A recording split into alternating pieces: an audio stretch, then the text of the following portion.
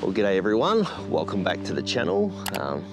This week you're finding me back in my natural environment, the woods or Australian bush.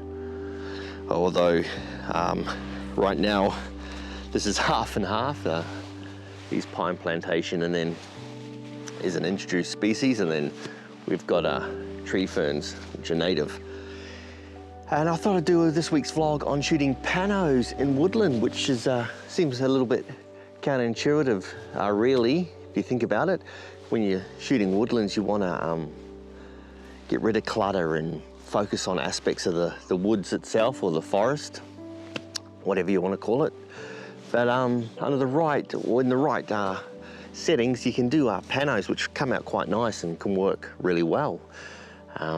Today I'm got a really overcast day. I was hoping some cloud would roll through here, but it's not going to happen. But fog doesn't really matter, and this is a good thing about doing panos, is we're going to try and look for areas where there's no sky, so a lot of trees in the background, and then we're going to just do panos at the bottom of the trunks of the trees and the foliage, these giant tree ferns in here, and grab an image.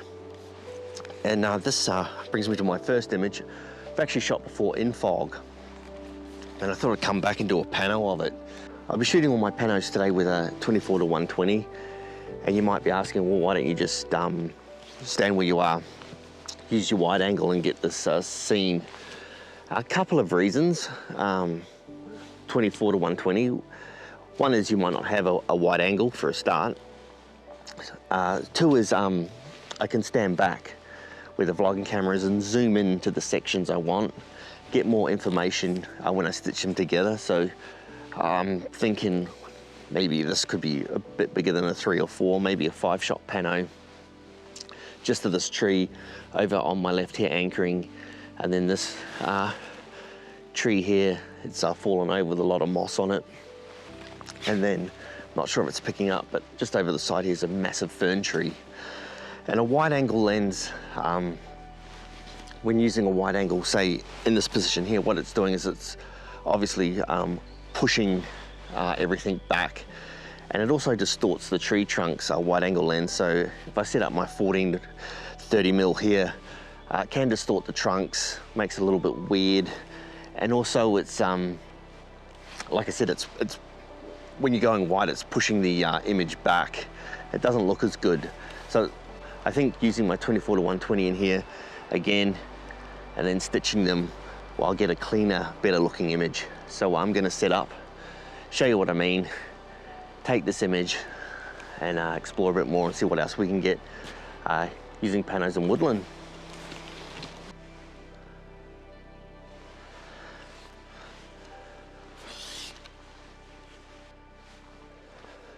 Okay, so I've set up where I want the camera.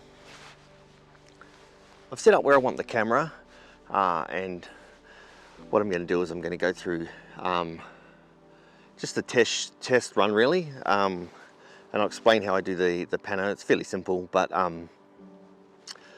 what I've done is I've raised the center column here of my tripod, simply because I've mentioned it before, off in the background there's sky. So by raising your tripod, and you can just tilt your camera slightly down, then you're going to eliminate most of that sky, and I can crop most of that out in Lightroom if it's too much of a distraction. But yeah, looking on the back here, raising it up, tilting it down, I am going to get rid of most of that sky. So let's go through the shot and then we'll chuck it up. So anytime you take a pano of anything, is you want to bring your level up on the back of your LCD screen and compose it, make sure it's green so it's level, and then when you move it to your next frame, I like to overlap maybe 2/3, just so there's information in the stitching. Recompose it so that your levels are green again. That way you're not losing any edges when you stitch it all together, and it's a lot more cleaner and smoother through the stitching, and you're not losing all this wonkiness of your image where you think you might be getting all of it and you might lose part of the bottom of the image itself. It's really annoying.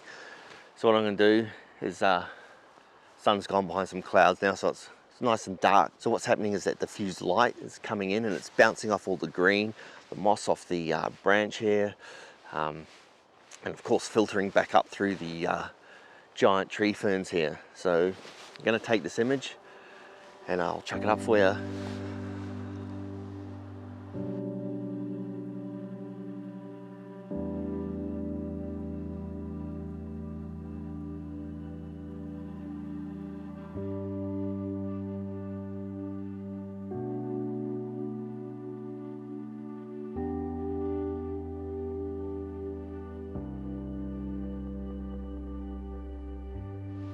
A scene like this can make a nice pano too. This fallen tree with this moss, it's anchored off by a tree to the left and to the right.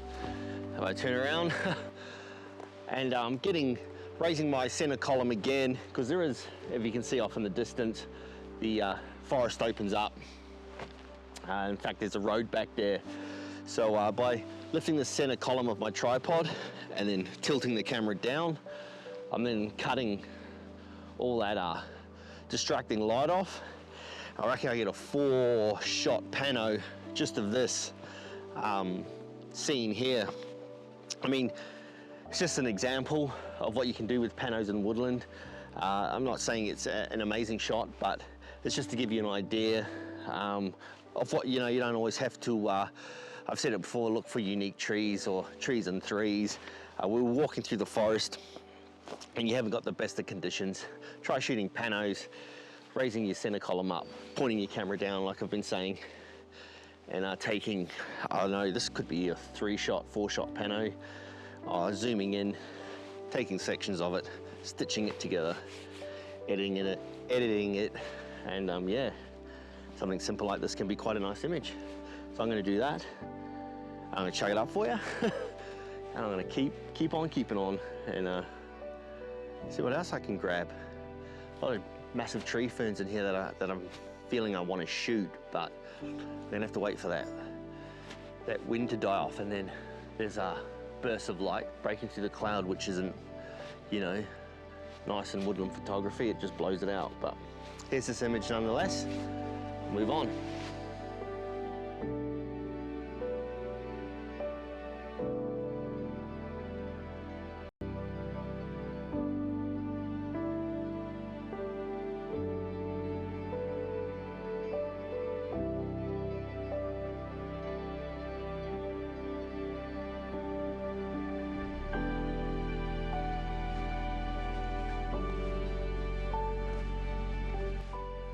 I've ventured further into this plantation, and I don't explore plantations if you follow me, but these unusual pine trees back in the middle of it, it's all opened up, and the bottom of the trunks looks like all their branches coming out look like rib cages, and the trunks themselves look twisted as they're growing up. Maybe someone in the comments can let me know why that is. I think they weren't pruned as saplings to grow straight up and thin and tall, although they are quite tall, but yeah, I'm guessing that's the issue. They weren't pruned and they've just got these really cool, gnarly branches coming out, and this is gonna be awesome in fog. So I'm putting this down to a recce, this little place in here. I'll show you around. In fog it'd be amazing, but we're gonna do a pano in here. I'm just gonna try and figure out the best way to shoot this, because there's a lot of trees in every direction, so I want to get the best pano, and then I can lock it up in my mind, knowing that when there's fog in here, or snow, it actually snows in here too, this would look absolutely amazing. But yeah, let's set up.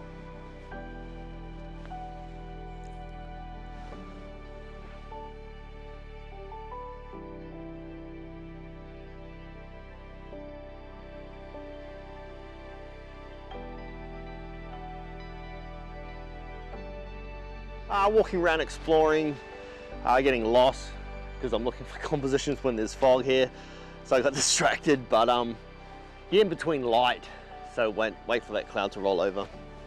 I think I've found a composition, not from where you are, but more to the right of the vlogging camera, my right. I'm going to anchor it off with this tree here, just out of frame, and I've got a fallen tree back in here.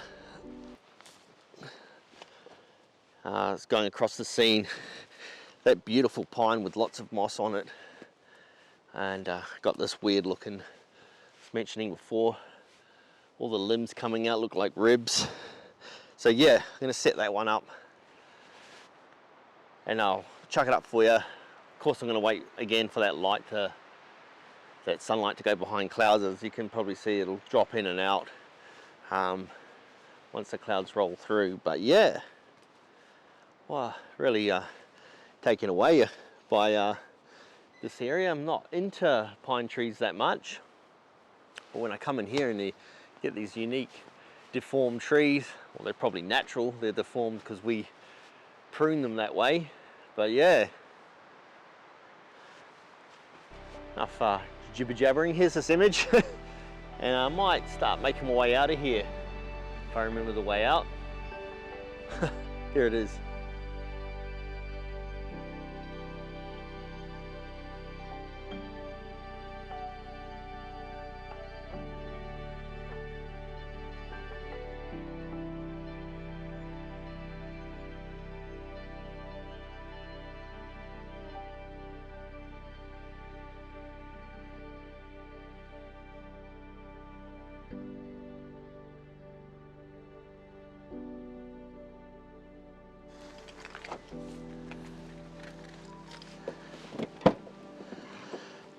Right, made it out of there alive, didn't get lost.